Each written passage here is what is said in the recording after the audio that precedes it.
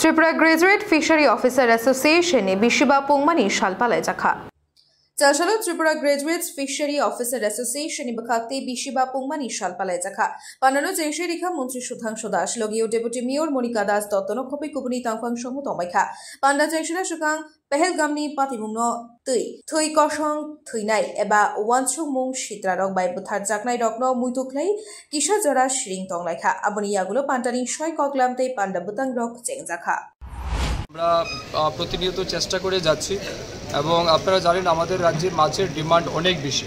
আমাদের রাজ্যের প্রায় 98% মানুষ কিন্তু ফিশ ইটার মাছ খায়, তো স্বাভাবিক কারণে ডিমান্ড অনেক বেশি। সেই জায়গাতে আমাদের কিন্তু সেই পরিমাণের প্রোডাকশন আমাদের নেই, আমাদের ইনসাফিসিয়েন্ট প্রোডাকশন রয়েছে। তো আমাদের বর্তমানে এই রাজ্যে মাছের চাহিদা রয়েছে 1,17,000 মেট্রিক টন, ওয়ারেজ আমাদের প্রোডাকশন আছে 85,000 মেট্রিক টন। তো বাকি যে গ্যাপটা রয়েছে সেটা আপাতত আমরা পার্শ্ববর্তী রাজ্য যেমন পশ্চিমবঙ্গ বা অন্ধ্রপ্রদেশ অন্যান্য জায়গা থেকে আমরা সেই গ্যাপটাকে ফিল আপ করি। তো আমাদের ফিশারি ডিপার্টমেন্টের টার্গেট রয়েছে যে এই গ্যাপ পরিমাণ যে প্রোডাকশন সেটা যাতে আমাদের রাজ্যে আমরা করতে পারি এবং আমাদের রাজ্যে যে সমস্ত পরিত্যক্ত জলাশয়গুলি রয়েছে সেগুলিকেও কাজে লাগিয়ে যাতে আমরা আগামী দিন মাছের উৎপাদন বাড়াতে পারি, সেই লক্ষ্যে আমাদের কাজ চলছে। সেন্ট্রাল গভর্নমেন্টের কাছেও আমরা অনেকগুলি প্রজেক্ট এবং প্রপোজাল জমা করেছি যাতে আমাদের রাজ্যের এই গ্যাপ যাতে আমরা ফিল আপ করতে পারি। সেন্ট্রাল গভর্নমেন্টও সময় সময় আমাদেরকে সহযোগিতা করছেন।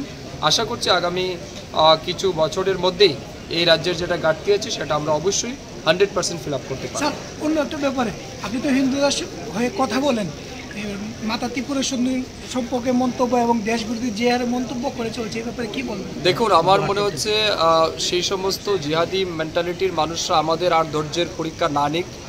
হিন্দুরা সহনশীল, হিন্দুরা ধৈর্যশীল, হিন্দুরা সর্বদাই সব ধর্মকে সম্মান করেছে। এটার অর্থ এই নয় প্রতিনিয়ত আমরা সহ্যই করে যাব, আমাদের দেবদেবী আমাদের কৃষ্টি সংস্কৃতির উপর আঘাত আসবে, হিন্দুদেরকে মারা হবে, ধর্ম জিজ্ঞেস করে মারা হবে। কত দিন আর কত সময় এগুলিকে আমরা ধৈর্য করব? তো আমি যেটা গতকালকে সোশ্যাল মিডিয়ায় ভাইরাল হয়েছে আমিও দেখেছি, এটা অত্যন্ত নিন্দনীয়। তার এই স্টেটমেন্ট প্রমাণ করে হিন্দুদের প্রতি তাদের মানসিকতা কি, তারা কি হৃদয়ে জমিয়ে রেখেছে হিন্দুদের প্রতি, এটা শুধু পরিষ্কার। এবং এটাও আমরা পরিষ্কার যেদিন তারা সুযোগ পাবে সেদিন কিন্তু তারাও বাংলাদেশ, পশ্চিমবঙ্গ কিংবা অন্য জায়গায় আমরা যেটা দেখছি এটাও ত্রিপুরাতেও তারা করার জন্য হয়তো তারা অপেক্ষায় আছেন, যেদিন সুযোগ পাবে তারা করবে। তো বিশেষ করে আমি হিন্দুদের বলবো আপনাদের সতর্ক থাকতে হবে, আমাদের সতর্ক থাকতে হবে, ইউনাইটেড হতে হবে। কারণ এটা কোনো রকমের ধর্মীয় কালচার নয়, এটা হচ্ছে আতঙ্কবাদীর একটা বিচারধারা। এই আতঙ্কবাদীর বিচারধারার বিরুদ্ধে আমাদের সবাইকে লড়তে হবে, মুসলমান সমাজের লোককেও এগিয়ে এসে লড়তে হবে। জম্মু কাশ্মীরে বর্তমানে যে সমস্যাটা হয়েছে এতে সবচেয়ে ক্ষতি কার হয়েছে? জম্মু কাশ্মীরে বসবাসরত মুসলমানদের হয়েছে। তাদের রুজি রুটির উপর লাথি মেরেছে, তাদের যে ব্যবসা বাণিজ্য তার উপর লাথি মেরেছে, টুরিস্ট কমে যাবে।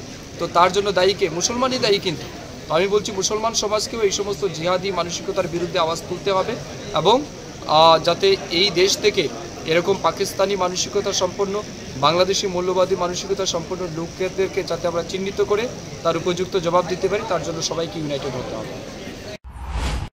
Bureau report, খুমপই।